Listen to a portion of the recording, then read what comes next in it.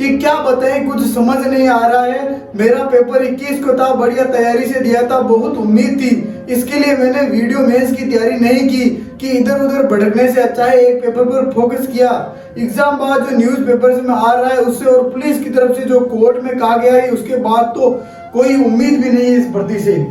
आप सोच सकते हो किस हद तक किसान के बेटे, जो निम्न वर्ग के बेटे, उनके लिए सरकारी नौकरी कितनी महत्वपूर्ण होती है। उनके साथ इतना बड़ा, आप समझ सकते हो बच्चों।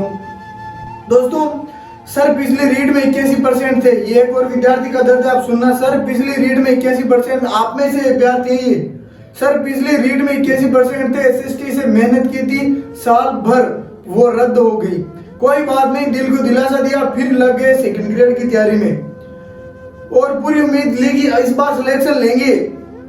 सर रद्द करवाना कोई ऑप्शन नहीं है। जब तक सख्त कानून नहीं बना जाएगा तब तक कितनी भर्तियां रद्द करवाओगे। ये बात बिल्कुल सही है, इस बात का मैं पूरा समर्थन देता हूँ कि रद्द करवाना, किसी भी भर्ती को रद्द करवाना। आप रीट को देख लो, 4 साल उसकी अटकी पड़ी है, रीट का कोई सोल्यूशन नहीं हुआ, रद्द करवाना कोई सोल्यूशन नहीं है।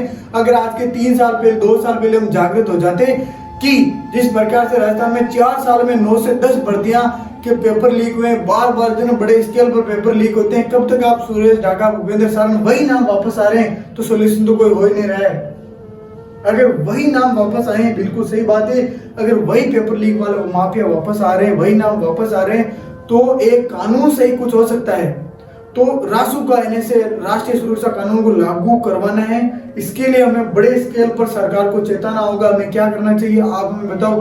दूसरी बात, आंदोलन राजस्थान में, जयपुर में करना चाहिए। मैं ये मानता हूँ जयपुर में जितनी बड़ी स्केल पर राजधानी में भीड़ करेंगे, मैं बोलता हूँ अगर सारे कोचिंग वाले साथ दें, उत्कर्ष वाले, सुभाष, संजय, सारे साथ दें, अगर हजारों की भीड़ जयपुर की सड़कों पर और राजधानी में हो तो क्या हिम्मत सरकार की, क्या अशोक गहलोत की, क्या है, सभी झुक जाएंगे,